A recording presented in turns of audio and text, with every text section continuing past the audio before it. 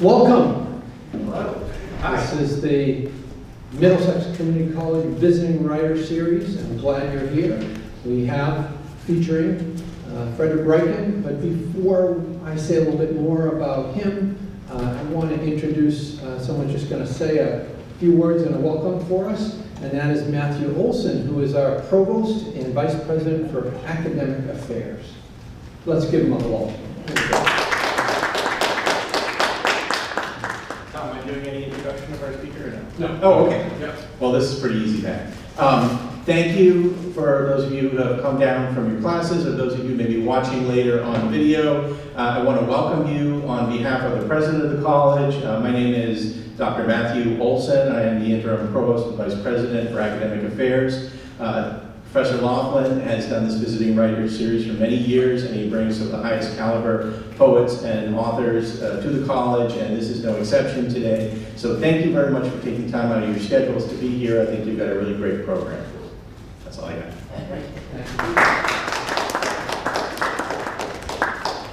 Again, welcome. I'm Tom Laughlin, coordinator of the Creative Writing Program, and this event is sponsored by the Creative Writing Program as well as the Office of Student Engagement. And refreshments here, so please help yourself anytime during the reading. I want to thank a few people who were helpful in making this all happen. Maria McDuffie-Clark of the Office of Student Engagement and her staff, Dean of Liberal Arts Matt Hurwitz, and Chair of the English Department Jill Keller, Jeff Kaplan and Christina and others from the Communications Department helping us out with recordings. Beth Noel is the Director of Communications and Creative Services and helps getting word out. And there's a wonderful article you didn't see on Frederick Reiken.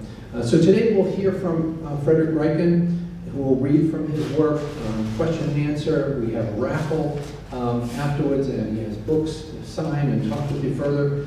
I'm excited to have Frederick Reiken here. Frederick Reiken is the author of 3 novels, Day for Night, which was published by Reagan Arthur Books Little Brown Company. It was a finalist for the Los Angeles Times Book Prize in Fiction and was cited as one of the best books of the year by the Washington Post. Internationally, Day for Night was also published in Great Britain and Australia by Little Brown UK, and translations of the novel have been published in Dutch, French, Spanish, and Hebrew. His debut novel, The Odd Sea, won the Hackney Literary Award for a first novel, was a finalist for the Barnes & Noble Discover Prize, and was cited as one of the best novels of the year by both Library Journal and Booklist. His follow-up book, The Lost Legends of New Jersey, was a national bestseller and a New York Times notable book. Reiken's short stories have appeared in publications including The New Yorker, Glimmer Train, Gulf Coast, and Western Humanities Review, and his essays on craft have appeared in the Writer's Chronicle. Formerly a news reporter, columnist, and nature writer, he is a professor at Emerson College, where he teaches creative writing. More can be found on his website, frederickreiken.com. The award-winning fiction writer Julia Oranger, in her review of Day for Night for the Washington Post, published in the Washington Post, has said, Reiken creates a fascinating, emotional, acute, and at times mind-bogglingly complex story to which we surrender with delight. Like a master puppeteer himself, Reiken inhabits every one of his characters completely and invests each with an independent life. Let's help me welcome Frederick Reiken.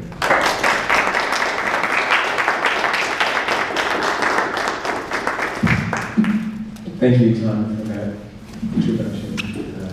It was nice to hear all those quotes in a row. And thank you all for having me. It's a pleasure to be here, and wonderful to be on your campus. And thanks to you, Tom, for organizing this, and to Willie, whose class I'll be visiting afterwards. I'm going to do a reading. I'm actually going to read a little bit from Day for Night, and then read a section of something new that I'm working on, a novel. and then I'll try to leave time for as many questions as we have. What is our time in, just in terms of? Probably two-ish. Two-ish is when we'll I'm start. sorry, close to 2:30. Yeah. Until, No, I think I'm doing the class at 2, so I should probably go to about like 1:30. 1:45 or something like that, right? Until 1:30. So then I'll watch that clock and make sure I Q&A until about 1:45. Okay. All right. So that gotcha. All right. All right. So I'm going to read from the opening of Day for Night, and this is a novel that has 10 different first-person narrators. So each chapter is narrated by a different character. Each narrator only gets one chapter, and it gradually becomes clear how all these narratives are thinking together towards one central story. So I'm going to read to you from this opening chapter entitled Yesterday's Day. And this narrator, her name is Beverly, and she, I guess, is arguably the main protagonist of this novel. She's also the narrator of this first section. So this is Yesterday's Day. "They're around here," said our guide as we slowly motored up the Homosassa River. It was late afternoon, a mildly sunny day in midwinter. My boyfriend David, his son Jordan, and I wore wetsuits, which we had rented along with snorkeling equipment. We'd been assured that a group of 5 overwintering manatees had been grazing all day in the oxbow. "Beverly, look!" Jordan yelled and pointed. Across the river, a pair of seal-like heads had surfaced. "Well, there she blows," said the guide, and let the motor die. He tossed a small metal anchor into the blue-gray water. We'd been in Tampa for one of David's conferences. We had heard about the Homosassa River, an hour's drive north, and one of just a few places on Earth where it was possible to swim with wild manatees.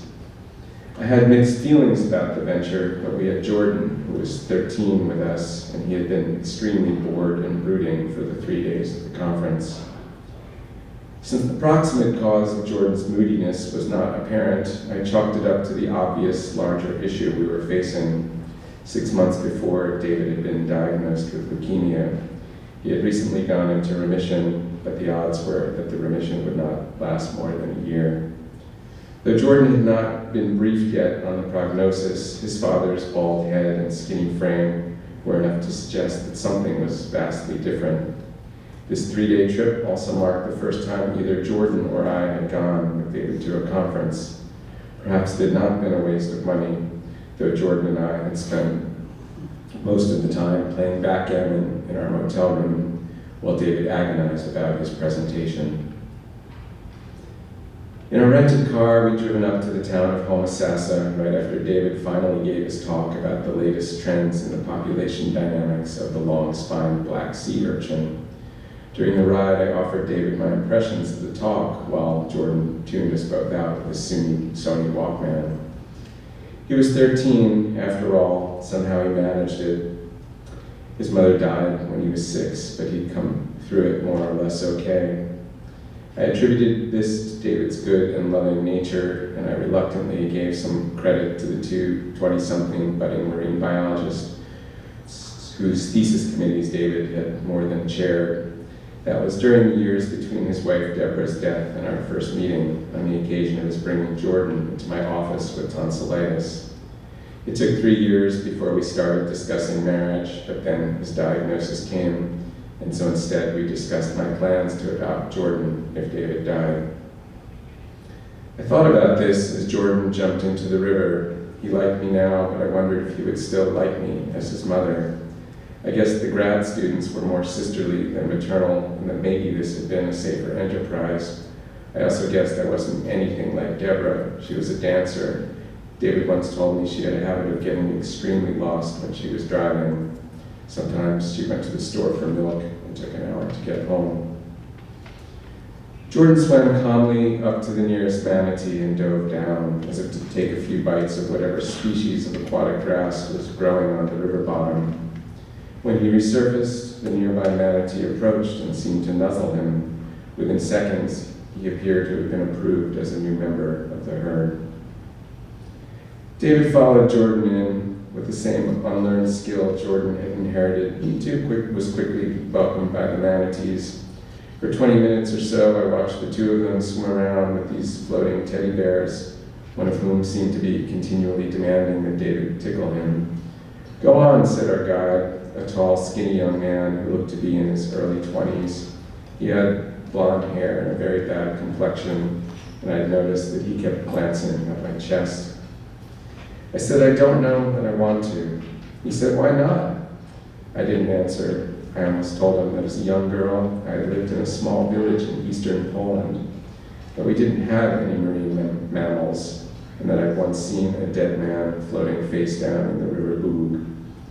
But that would have been melodramatic. The truth was, I was afraid that I would not be made as welcome by these manatees, that they would sense a certain problematic energy in me, or worse, I would find that I was terrified of them. As rationalization, I was reviewing various environmentalist arguments against fostering interaction with wild animals. These range from ethical problems related to ecotourism to the dangers these manatees might face thanks to their willingness to tolerate human presence. Of course, it also occurred to me that they'd been tamed long ago, that their nature was genuinely docile in the first place, and finally, that I had never seen creatures more beautiful in my life. So I went in with my rented mask, fins, snorkel, and too small wetsuit. I swam toward them with far less ease than David or Jordan, veering away, then toward, then back away, and at last choosing to swim in the general direction of a single manatee on the periphery. It was the wrong choice, I quickly realized. This manatee was the only member of the group that appeared to be the least bit skittish. I stopped swimming when it drew back from me. I prepared to face unprecedented manatee rejection, but thankfully it did not turn its whiskered snout away. With the most placid, unearthly face, it watched me. Its tiny eyes looked to me like stars. It let its tail fluke sink until its body was almost vertical. When I looked down, I saw that the tail was horribly disfigured, sliced into several leaf-like segments by the blades of an outdoor motor. I knew what to do somehow. I swam away from the manatee, and it followed. I took a few more gentle strokes, let myself glide, and did not look back. When the creature swam up beside me, I kept going. It stayed with me for a minute or so, once even nuzzling me, and finally I turned toward it. I saw more scars on its back, including one that was shaped like the letter Z. It moved up close and pressed the side of its long body against my shoulder. Then it drew back again, submerged, swam under me, and was gone. Our guide had told us that if you stay where you are and do not try to follow, the manatee would usually return in a few minutes. I treaded water until its head popped up near the main group. It stayed away and submerged again when Jordan swam out toward it. I didn't see its head resurface, although I waited 10 more minutes, and I swam back to the boat and felt as if my heart would burst. I pulled myself up the rope ladder that our guide had hung down the boat's side. "That one, she likes you," he said. She swam away from me. "She's just a shy one. See any markings?" "What kind of markings?" "Propeller scars," he said, and glanced down at my chest again. Fixed action pattern, David would say, all part of pre-programmed neurophysiology. He claimed his attraction to the second of the two grad students, a girl named Stacy Bennett, could be blamed on the phenomenon of supernormal stimuli, just like the oversized claw of a fiddler crab or the inflatable red neck of the magnificent frigate bird. David conveniently ignored the fact that these and other supernormally stimulating appendages typically cited in college textbooks were almost exclusively traits that occurred in males. "Oh, those markings," I said. "Yeah, her tail was mangled. She also had a scar shaped like a big Z along her back." "That's what I figured," he said. "Zelda, she's a real shy one, like I said. Do you have names for all the manatees? He nodded and said, we get to know them. And this is all you do? Take people out to see manatees? No, ma'am, he said. What else? I work on boats. You're a mechanic? He said, yes, ma'am. What's all this ma'am stuff? I asked, being polite. Did you grow up around here? Born and raised in Homosassa. With a twinkly smile, he added, ma'am. That's very nice, I said, and stared at his vaguely Germanic features. I also play the guitar, he said. We have a band. We're called Deluxe. That's because Dee, she's the lead singer, and she started the band with a boyfriend who plays the drums. Is his name Lux? I asked. He smiled again and said, it's Jerry. Jordan and David were swimming up. By then they'd been in the water close to an hour. Hey, Beverly, did you see us? Jordan said as he climbed up the rope ladder. I said, yes, you turned into a manatee. Maybe I did, he said, and appeared to be assessing the possibility. He reached behind himself to unzip his wetsuit. I helped him peel it down off his shoulders and draped a towel around his neck. Jordan was wearing a little necklace he'd worn one last summer playing skee-ball at an arcade in Cape May, New Jersey. He and Rocky, my younger daughter, had each cashed in their wing tickets for a pendant of polished light green stone that hung from a thin black cord. They called them Wonderstones, which apparently was how they had been marketed. We saw you swimming, Jordan said, with that one manatee who wouldn't go near me and Dad. They had a messed up tail from all the boats. I said, our guide said her name's Zelda. She has a Z-shaped scar across her back. What about that one with the 3 scars on its head? What's his name? That must be June, said the guide. The others were Lana, Kate, and Francie. How do you know? Jordan asked. He said, I came here with another group this morning, and they swam right up to the boat, so I got a good look at their scars. Can you tell who they are without the scars? I asked. Not really. Jordan said, Dad, and looked at David, who had just climbed up the ladder. We were with Lana, Kate, and Francie.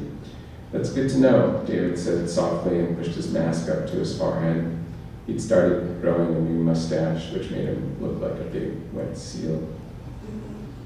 On the ride back, I sat with David, pulling him close with my arm around his shoulder. For the first time in a long while, he seemed relaxed, even serene. I recognized his mood. He'd been this way after a whale-watching trip we'd taken during the past fall, for all his scientific deconstruction of wild habitats, for all the academic bureaucracy and political maneuvering he had weathered. David had somehow preserved his fundamental love of nature. For me, it was long gone, beaten out of me in my 20s during med school when I was taught to recognize many horrors that nature can bestow.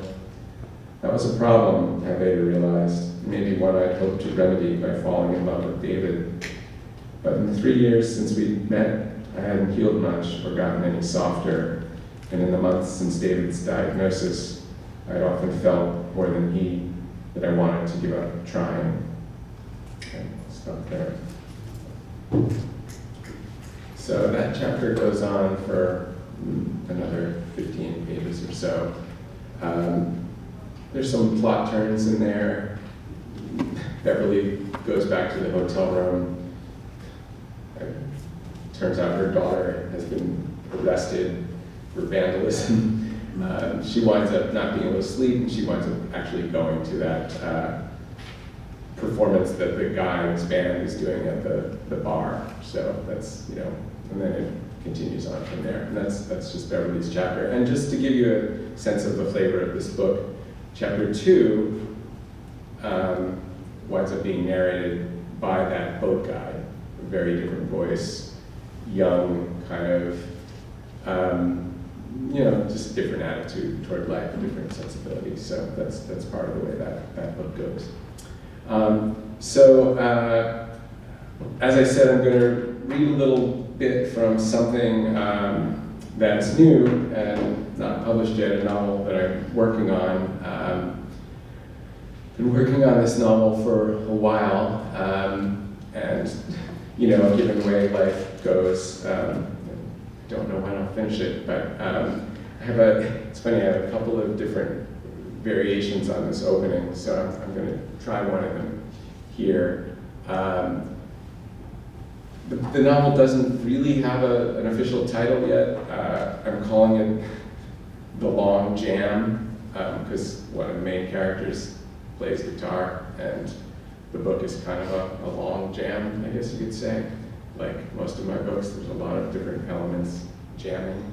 But anyway, I'll read, let's see, I'll keep an eye on the time and go to 1:30, and I'll just see where I land. I have a couple of different spots in this chapter where I could stop.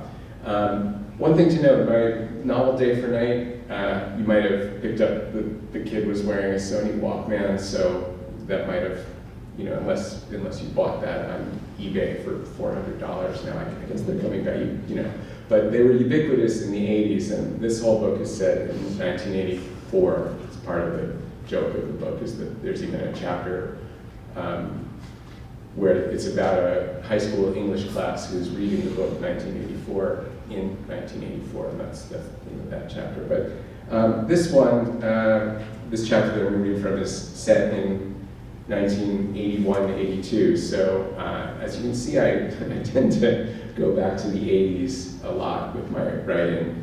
I don't know if it's just easier because there was no internet or cell phones, or maybe it's just that was when I was growing up. So anyway, this is chapter 1. This will introduce you to a very different character and a very different situation. Let's see how this goes. So, 1981.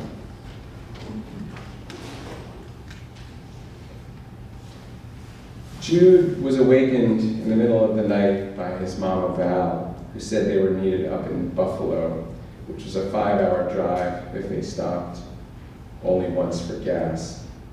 Rain, who lived next door, was already in the car, having been the one to take the call.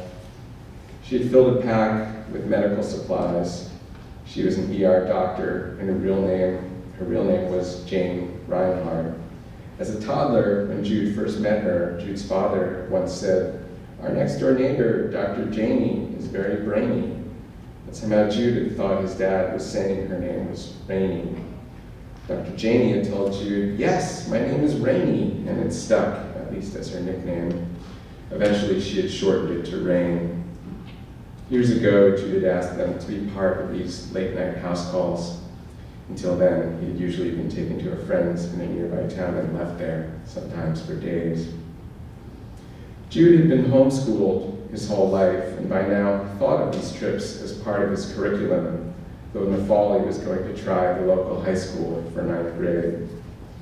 His mother worried it might be hard for him, though Jude didn't know if this was because he'd never been to a public school or because she was long divorced in a place where other people back then were frequently amazed at the thought that Mama Val had not remarried after Jude's father relocated to Wellington, New Zealand, or that his mother and Rain were so close that it confused people, often leading to the assumption that they were sisters, or because he routinely assisted in the medical response to people who were in need and in hiding, usually for reasons that were never revealed, though he understood that these rescue operations were, in some way or another, against the law.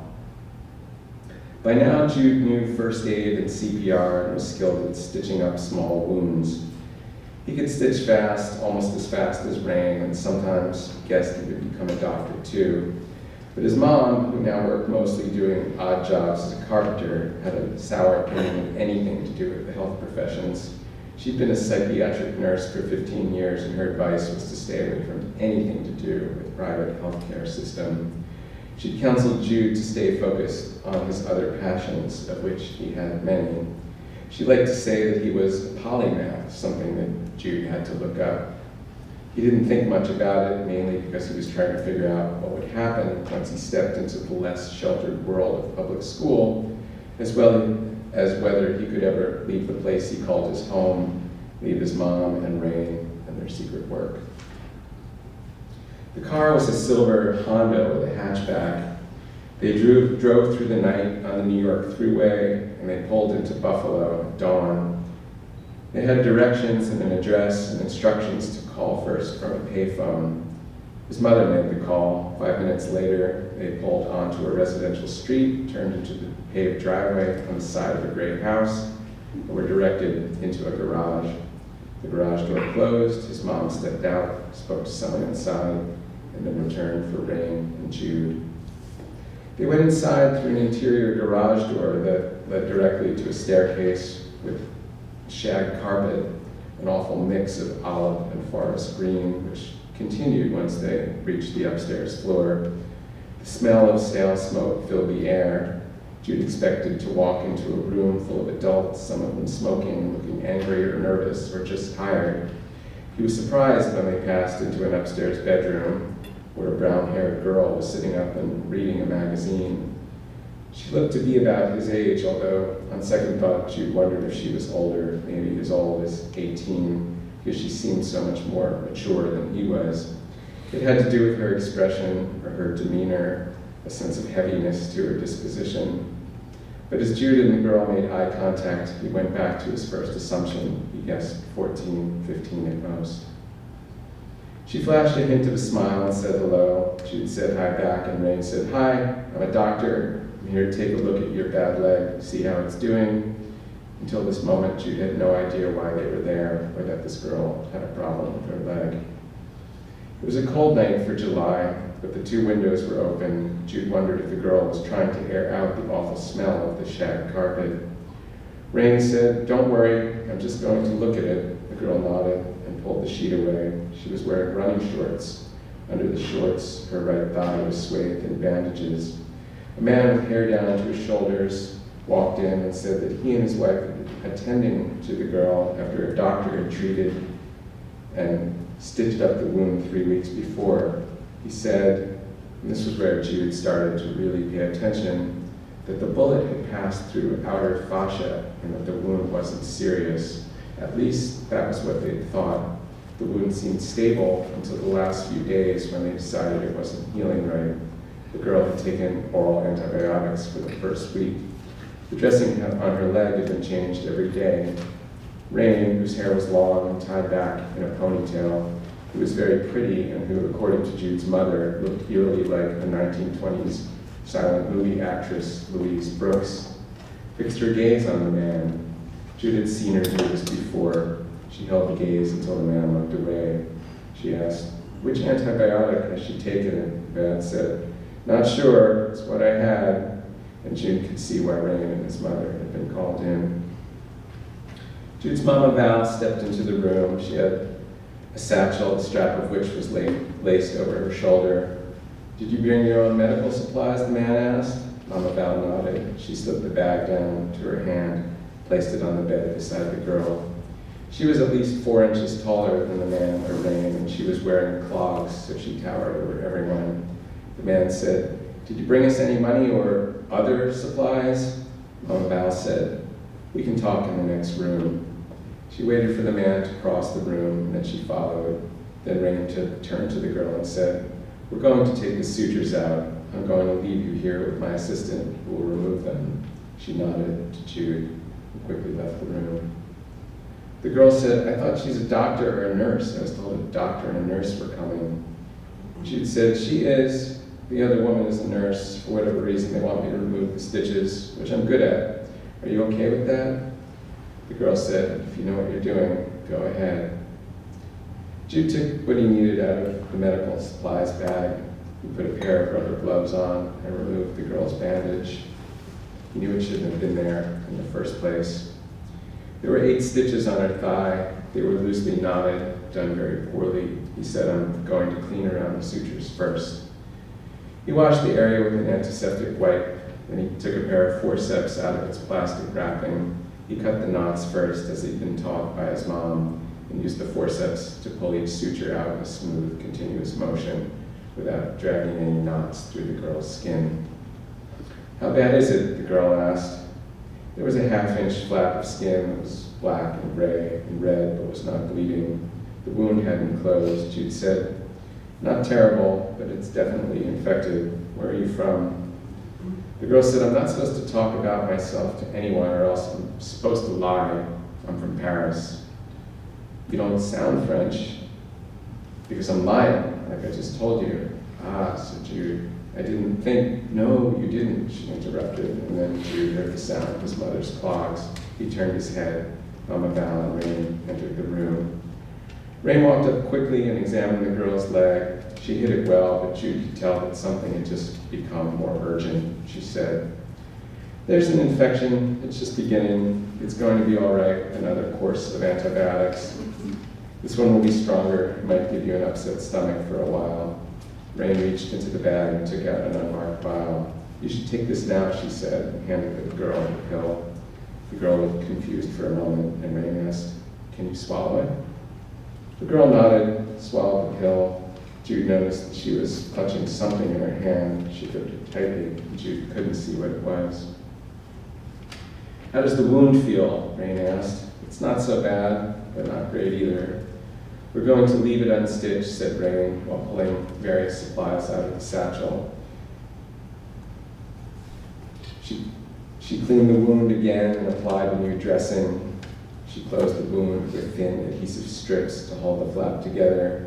Then a long-haired man entered the room and said, "There's not enough." And Mama Val stepped in front of him, cut him off, and said, "I'll talk to you downstairs." Again, the sound of clogs receding. Jude knew his mother as a teen and played on sports teams with boys. She played football, and she played basketball.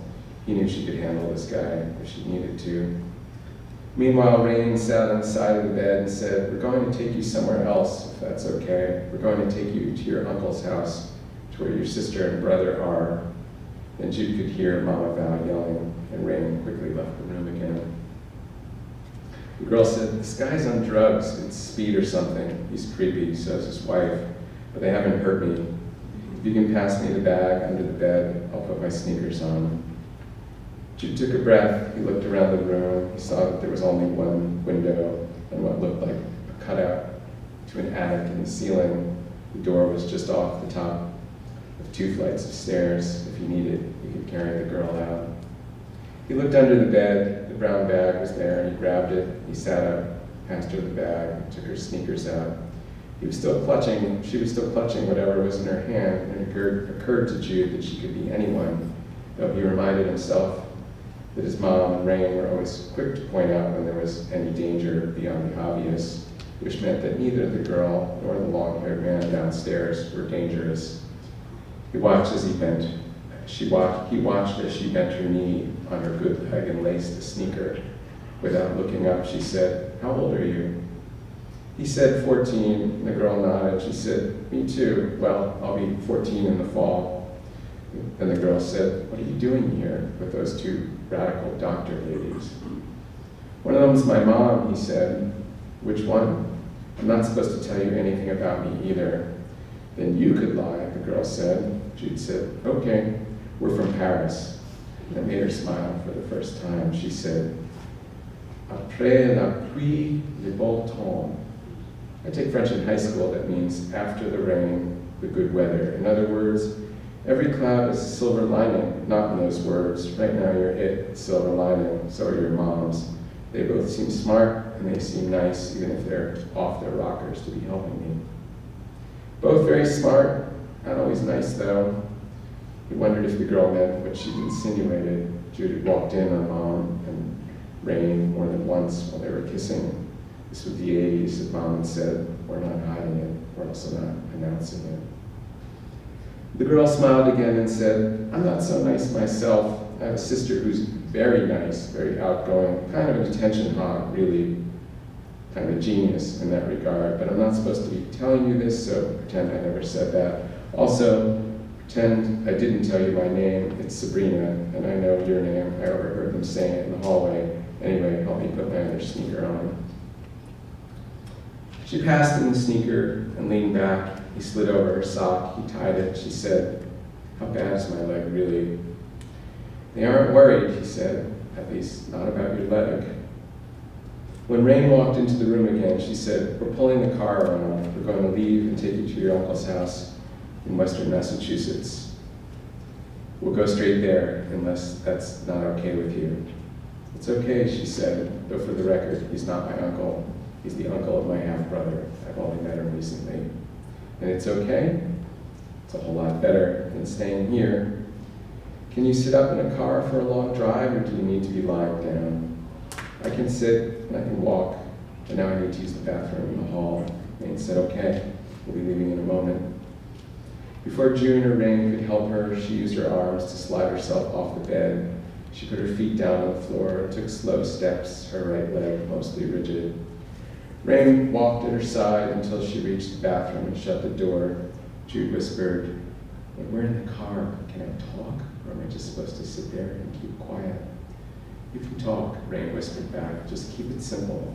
She's very poised, but we don't know what's gone on here. The girl has probably been through hell. Then it was 5 hours in the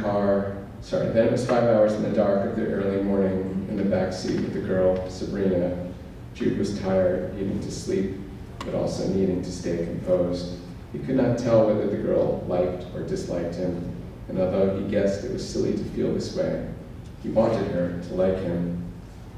Mama Val was driving, Rain was sound asleep. Rain had arranged to switch around her shift in the ER so that she didn't need to be at work until after lunch.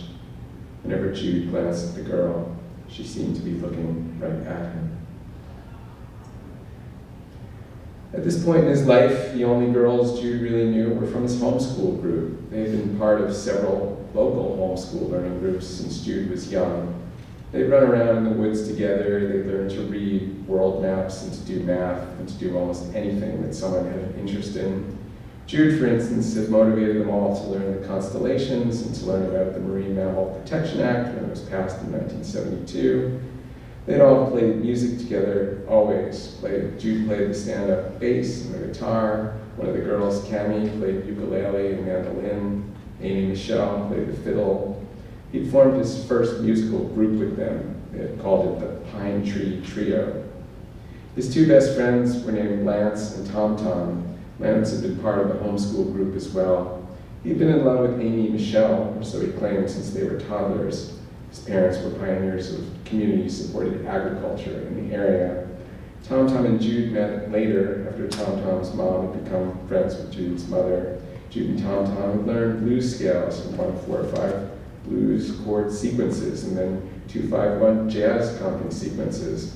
And by now could jam for hours. They also sang together, and they had started another band. They had been trying to find a name that sounded like the Beatles. They wound up calling themselves the Box Elder Bugs. It was a temporary name until they found something better. Lance had told Jude that he was singularly awful at choosing band names, but he hadn't come up with anything that Jude or Tom Tom liked better. Somewhere near Utica, the girl asked Jude's mother if she definitely knew where she was going. "Yes," she said, "I was given an address and a contact phone number, some basic info, nothing too much. We know how to get in touch with the uncle." She said, "I've been up most of the night, so I'm going to close my eyes and try to sleep now. Is that okay?" Jude's mother said, "Of course." She looked at Jude and said, "You should get some sleep too." He said, "I'll try." The girl said, "Au revoir." Then she made a makeshift pillow with her hands, leaned against the door, and said, "Thanks for your help." Jude didn't sleep.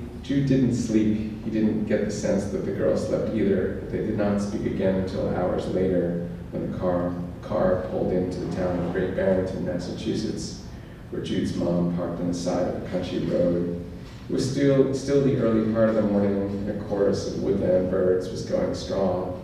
Jude's mom produced a slip of paper on which she'd written down directions to a house.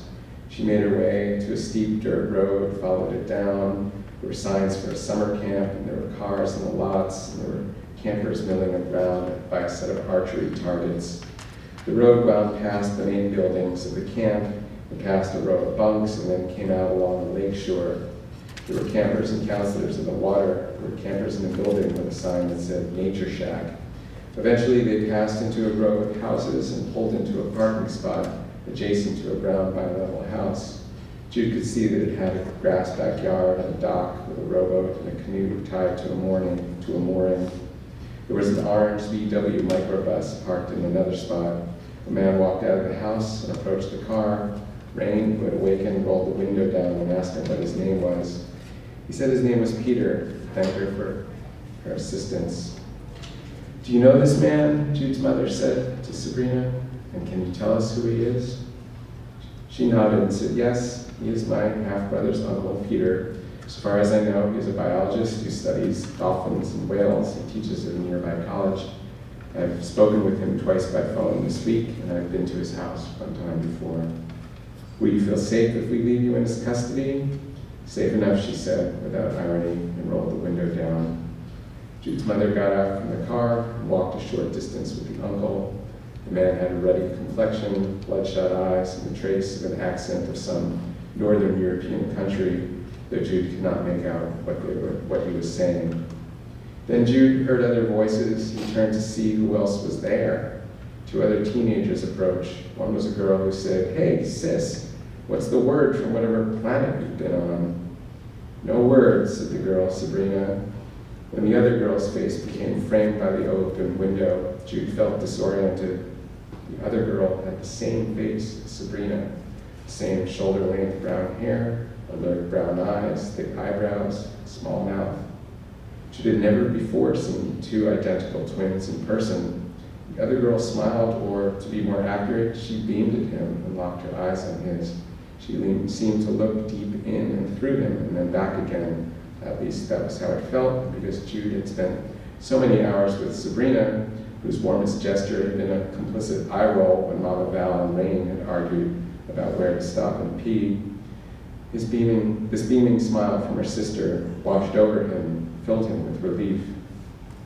He smiled back and said hello. The girl said, "Glad to see my sis is in one piece. No freaking idea what you were doing here. Then again, we have no idea what we're doing here either. And from what we've been told, we're not here. Anyway, nice to meet you, however briefly." The brother walked up and said, "Whoa, savvy, picking up strangers. Who is he?" "His name is Jude." The large boy smiled and said, "Hey, Jude." People were always saying this, and he just lived with it. He nodded and said hello. The boy said, "My name is Holiday, and you can call me Holiday." He looked Jude in the eye, waited a beat, and then half yelled, half sang, "Na, na, na, na, na, na." The twin sister said, "My God, shut up." Then she opened the door and said, "Yo, sis, get your butt out here, and I'll carry you." Jude thought the girl would leave without a word. He was very surprised when she turned to face him and said, "Bye, Jude." He said, "Take care, Sabrina." "Savvy?" She said, "Only my sister calls me that." She pressed a hand down on the front seat's headrest, stood up slowly, took a step out, put a hand on her sister's shoulder. "Goodbye, Jude," the girl said. "Get on my back," she said, and crouched. Sabrina climbed on and whispered something in her ear. The twin turned her head to the side and nodded. She said, "Whatever," and then stood up. Then with Sabrina on her back, she jogged into the house. The large boy Holiday waved goodbye and followed. The uncle stayed by the car. Jude heard his mother say to call in a few days, and either she or someone else would come back to look at the wound again. If it got worse, he should send a message, and she would arrange to see the girl before then. She said to make sure she took the antibiotics twice daily until they were finished. The uncle thanked her and went into the house. They drove away down the dirt road, past the camp waterfront. Jude said, "What happened? Where are their parents?"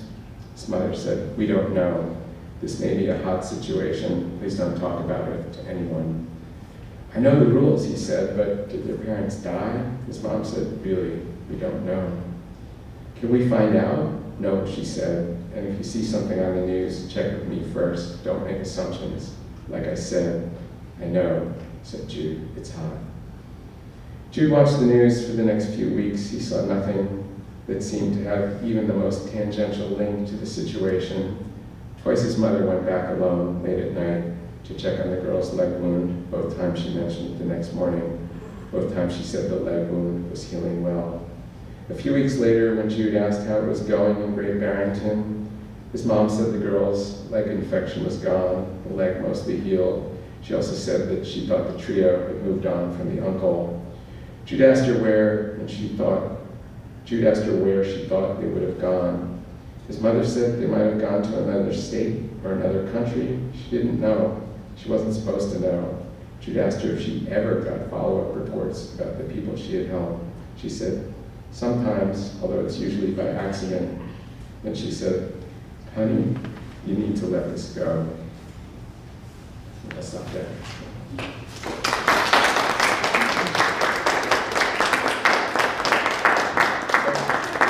Thanks for letting me try that out.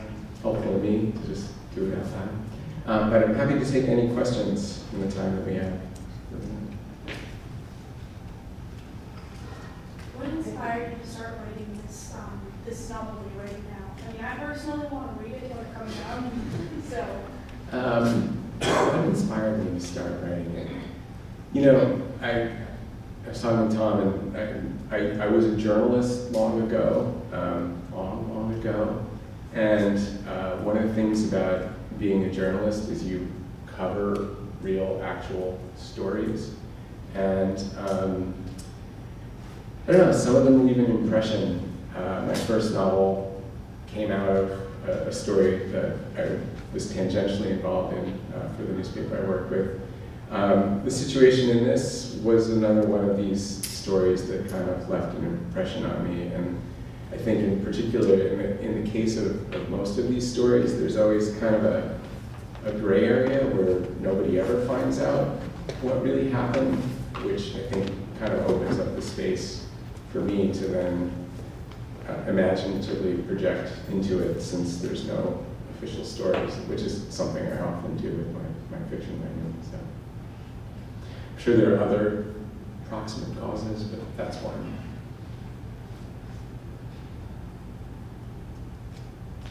What does your writing process look like? Yeah, my writing process, I would say, I tend to be someone who writes in spurts, which is not ideal. I have colleagues who get up every morning at 5 or 6 and write for 2 hours and then start their day feeling happy, but that's not how it goes for me. So I tend to carry a notebook around, scribble a lot, make a lot of notes, go over things in my head, and then, you know, when I have 3 days in a row, kind of just buckle down and usually get, you know, maybe like 10 or 15 pages, sometimes a whole chapter written in that time. So, but I think part of the key for me is that I have to kind of keep it in the forefront of my mind. I can't just completely forget about it. So there are times when stuff happens, life, you know, that just makes it impossible to keep it in the forefront of the mind. So usually like at the end of the semester, you know, that happens, and then sometime around January 1st, I start thinking about it again. So, you know, so there are processes within the process. Sometimes the process is to get back to where I'm focused on it.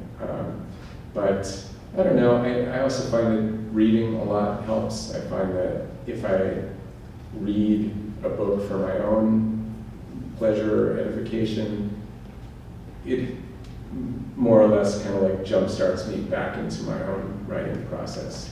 So that's another hack, I guess, is to find a good book. I was going to ask, just related to that, I love learning things and love within fiction, and there's marine biology and, you know, coral and all that, and wondering about the relationship between research and your creative work. Is it which comes first, or how does it influence? And you said you enjoy reading, and at least do those reading of research lead you to those, or do the questions come to research? I don't know. Yeah, I mean, I'm a voracious reader of all things and varieties. I don't know if it was in no, I don't think it's in this bio, but before I was a writer, I was actually a wildlife biologist, so I spent a number of years doing field tech research for, you know, undergrad professor and stuff like that. And I did an undergraduate thesis that was like a zoology focus. So, you know, I still read all of this biology, science type stuff all the time, and I'm always looking for places to bring that in. I also, sometimes when I start a story, or a novel, something kind of comes in as something that seems to make sense for the characters, and then I'm like, oh, okay, so, for instance, I played in a lot of really mediocre rock bands in high school and college. I was not a jazz guitarist, but my oldest kid is a jazz pianist and a teenager playing a lot of jazz, and so I'm learning a lot about jazz, so putting that in this novel, rather than directly, my own experience, which is, trying to play Rush songs and Van Halen songs, not well. So, I'm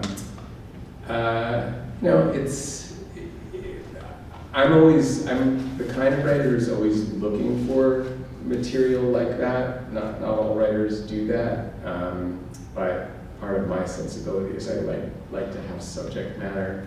So, as you could see with Day for Night, there's a marine biologist as one of the main characters. There's a lot of zoology type stuff in that book. So yeah, it's just for me it activates my own imagination and process in that way. So if I find out something really exciting about some glow-in-the-dark octopus somewhere, I will look for a place to put it in one of my novels. So, yeah. How do you stay in the voices of your characters, and how do you even not sound yourself just over and over? Yeah, that is a really great question. And part of the limitation of writing first person is like how many different first person voices can you come up with? And I think for Day for Night, coming up with 10 was like, I actually had 12. I wound up cutting 2 chapters ultimately, but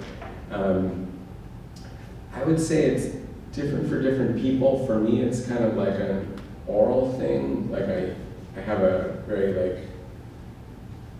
like when I listen to music, for instance, I get the earworms. Not everybody has that, but I do. And I remember when Hamilton was big, and it was like for about 3 months, all I could hear in my head were Hamilton songs. It took probably longer than that to stop. I still find myself, kind of saying things and not realizing that it's Hamilton. Like, I had this kind of, I lost my voice a couple weeks ago, and it's just coming back. And, there's that line in Hamilton, talk less, smile more, don't let them know what you're against or what you're for. So that's been looping in my mind to remind myself to talk less and smile more. But anyway, getting back to the voices, I wait until something just kind of comes into my head. Something, I might be watching a movie and some random actor somewhere strikes me some certain way, and then, the voice that comes might not seem anything like that actor, but I'll just sort of pick up something in the inflection. I'd say, probably every one of my family members at some point has pointed to a character and said, "Is that me?" And say, "No, not really." But what I don't say is, maybe I used some quality of your voice, and that's what you're hearing. But it's an organic process. I think voice-driven fiction is very different than kind of objective third-person kind of realism. So I think, if you're a writer and you find a good voice, it's something that you can really run with. And I would say to run with it when you've got it, because for instance, right now after writing Day for Night, I haven't written anything in the first person since. I keep waiting to come up with another first person voice, and everything I've done since then has been in the third person. What do you typically build first? Do you know a plot and then you try to attack it with the writing, or do you know a character and let the plot be driven by that? Which do you do first? That's a great question, and this is another thing that's different for different writers, because I know someone who, if he doesn't know literally the last scene before he starts, he won't start.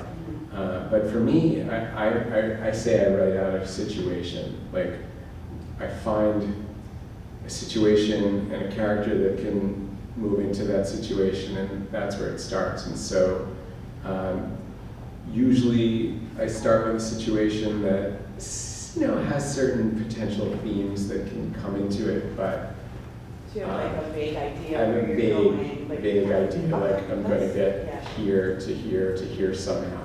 I mean, with this book, for instance, I had a really vague idea of what was going to happen, how these two characters were going to kind of converge, and it was not until I was maybe 2/3 of the way through the first draft of the book that I actually saw it. I remember I was writing, and I was like, oh my God, I see it.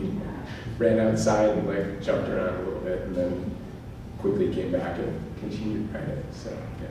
So I'm definitely someone who advocates that you can discover things in your process. You don't have to know everything that's going to happen, even through a first draft. There's loads of room between a first draft and a second draft too. Do you abandon projects, or do you revise? I have a good number of projects that, let's just say, are dormant and have been dormant for a long time.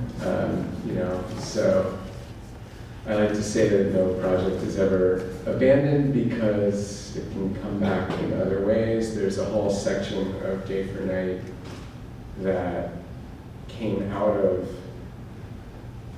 the first novel that I tried to write that didn't work, that I ultimately abandoned after several years. And it was my first try. And part of the reason I abandoned it was when I finally got enough distance from it, I started to read it. I was like, this first section really sounds like Virginia Woolf. And I was reading To the Lighthouse then. And this part sounds like Gabriel Garcia Marquez. And I was reading 100 Years of Solitude. So I was like, oh, so that was me like trying to figure out how to be a writer and how to formulate a voice. And I was just kind of emulating all these writers.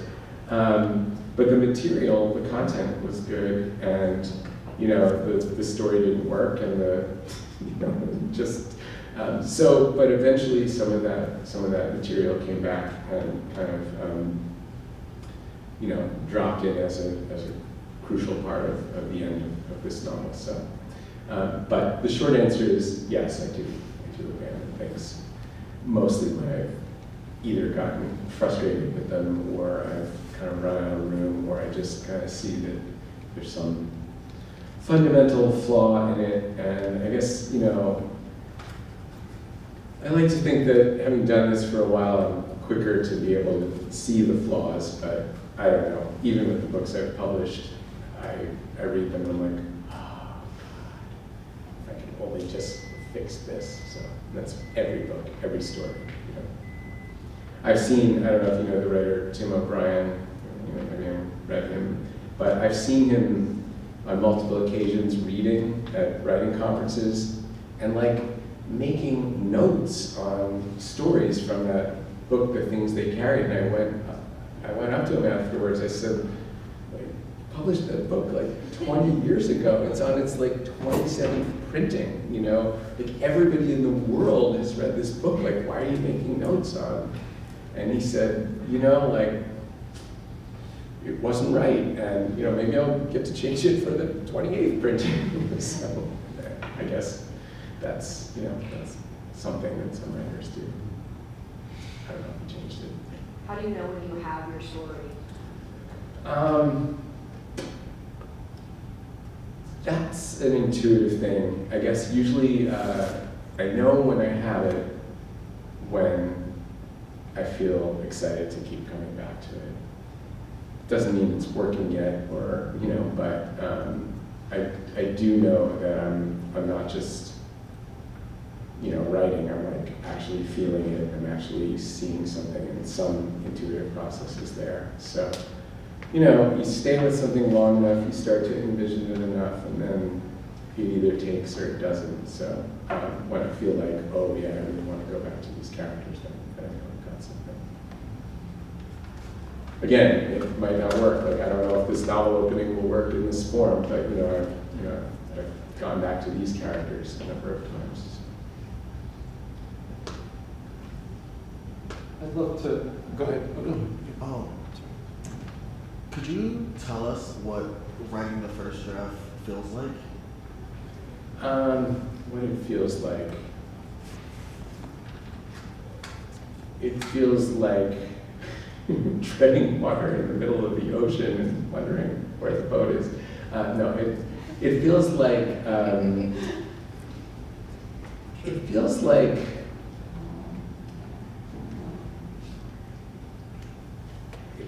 a leap of faith, I'd say. You gotta just start somewhere. I mean, you can think about stuff a lot, and then at some point you've just gotta say, okay, I want to write this story about, this speculative situation that I've been thinking about. I'm gonna choose this entry point and I'm gonna jump in. And I'd say there are different ways to write a first novel and different schools of thought on it. I don't know if any of you have heard of the NaNoWriMo month, which I think is maybe this month, where people try to write a whole draft of a novel in a month, and they just pull up and do nothing but write 200-300 pages. And then you get a whole messy draft that, won't likely work, but then you've got something to work with. So that's one way. I teach a lot of creative writing workshops. I teach a grad novel workshop that I'm teaching right now, and what I find, at least for the most part, is that a way that I see working for novelists is that they try to get a good 50 pages, 3-4 chapters that work in terms of the story premise and the mechanics, and it's good to get some readers, ideally maybe a workshop or something like that. But if you can get that 50, 60 pages going and working, and you've got the space opening up for the arc, then you can just proceed on your own and just chug along until you get to the finish line. I would say that's my process, more or less. So for me, that's what it usually feels like, is working to get 50, 60 pages that I feel like it's working. When I give it to people, they seem to think it's working, and then I just sort of take it forward. So I don't know if that's what it feels like, but that's what the process feels like. Going back to the metaphors, it's or adjectives. It can be a little scary because you're doing this thing that at some level means quite a lot to you and may not mean that much to anybody else who you might want to talk with. So it's good, I would just say, also, if you're going to try to write a first novel, to have a group of 2-3 people to exchange work with, and just have people so that you're not doing it in a vacuum, because then you do get into that treading water in the ocean. And maybe related to that, in support of others, I want to ask you if you could talk to students about programs at Emerson. We do have students who transfer there, but would love to have you share some of that. And I know you taught at Warren Wilson, Professor Bennett attended another, but if you can talk about those, that would be great. I've been at Emerson a long time. We've got a great undergrad program. The way Emerson works, it's different than a lot of liberal arts colleges like BU or I don't know what actually goes on at Northeastern. I think they have a slightly block system, something less conventional. But our system is that you can major in writing, literature, and publishing. It's one of the majors. It's there's marketing and business, there's acting and performing arts and things like that, but you can you can major in writing, literature, and publishing, and then you would take courses in creative writing in one or more genres. Most people take 2 to 3 different genres of creative writing courses. Literature courses, there's core requirements for lit, and publishing courses, so you can also like learn book design and stuff like that. And then for the undergraduate major, you have a choice of either doing a BFA in creative writing, where you would choose either fiction, poetry, or nonfiction as your genre, and you would have an undergraduate thesis project in one of those genres. Or you can choose publishing as your focus, and then you have like a capstone publishing type project. It might be a book you've designed or something like that. And then you can also choose literature as your focus, and that would get you a BA. So it's a BFA to do the creative writing, and a BA for publishing, and a BA for literature. And the nice thing about Emerson is that you can also, you have gen ed requirements, and you can also take these courses with other departments. There's also a lot of good stuff going on. In the summer, there's a campus in the Netherlands that's, I haven't been there, but it's in a castle, and so you can do a semester there. There's a campus in Los Angeles for the people who are like doing screenwriting and stuff like that, like basically right by where it's all happening there. So, that's pretty much the Emerson undergrad program. We also have an MFA grad program. The Warren Wilson program is, are you talking about the grad program? Because that's, yeah, so eventually. Yeah, the MFA program at Warren Wilson, which I've taught at 4 or 5 times, is a fantastic MFA program. It's a different model than the residential MFA that we have at Emerson. If you're doing the MFA at Emerson, you need to live in the environs and come into class, and there's a lot of stuff that happens on campus, readings, and there's, we have a lit magazine and all sorts of stuff. But Warren Wilson does it differently. They have what they call a low residency program, and I think it's 6 semesters long, and you come for 10 days at the start of every semester for a residency kind of conference, and there's lots of talks and readings, and you also get assigned to a mentor that you're working with for that semester, which goes for about 5 months. And then you go home, and then you exchange, I think it's 6 packets with your advisor over the course of the semester. And it's very rigorous and very one-on-one kind of mentorship, that I think is really a fantastic and ideal model, and especially if you're not in a place to be on a campus and want to just be going somewhere for 10 days every 6 months for a few years. It's great. And the thing about the Emerson, we have a permanent faculty at Emerson. At Warren Wilson, it's kind of a rotating faculty. There's a semi-permanently rotating, there are people who keep coming back, but there are different people there every semester. So, you would have opportunities to work with a different and new mentor each semester. So, any other questions about these programs? We do get a lot of transfers at the undergrad level at Emerson, so I'm an advisee for some undergrads, and usually some portion of them are transfer students. I'd say the one issue with the transferring is that the transfer credits wind up counting as 3 credits, I think, rather than the 4. So there's a little bit of a numerical discrepancy. That's the one issue. Well, looking at time, let's give a round of applause again. Did anybody who's running late not fill out a raffle? There's a box over there. Can you grab that from me a little bit? Any other students who want to, sure, fill that out, you might want to go. Anybody else? We'll add those and do a raffle. While you're filling that out, I just want to make a couple of announcements if I could. Today's a big day, if you can grab that. Today's a big day for Middlesex. Not only do we have this reading and wonderful craft talk coming up, but tonight is the Middlesex Night at the Entitled Open Mic. Yes.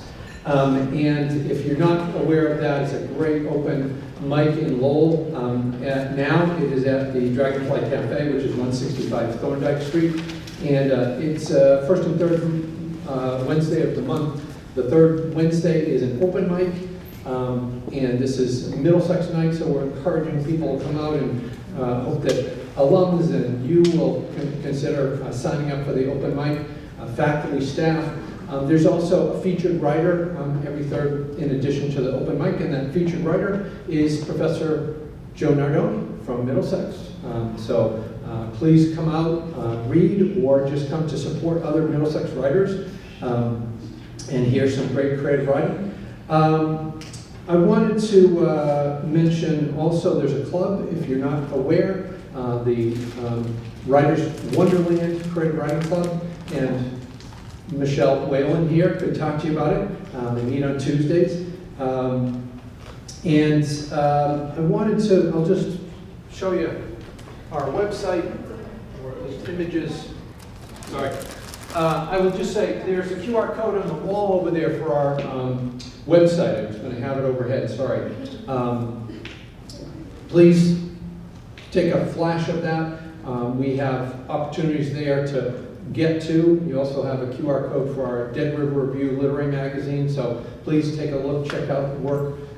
Poetry, fiction, essays, artwork, music videos, lots of great stuff, and want to encourage everybody submitting to that. We also have classes. I know this is our registration period, so do consider creative writing classes next semester. Creative Writing 1, Creative Writing 2, Reading and Writing Poetry with Professor Bennett, who's here. You could chat with him. I'm teaching creative writing and publishing, where we students edit the literary magazine, and there's some students here who you could talk with who have done that. So please consider those things. Do we have all our entries? Can you do the honors of choosing for us here? Let me grab the books. There are 3 books that we're raffling off.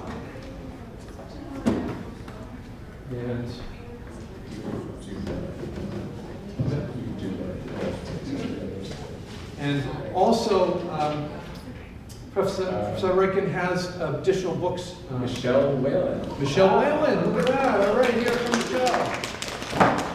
All right. And you can have it signed in a moment. Yes. It's in your stars. Yes, yes, all right.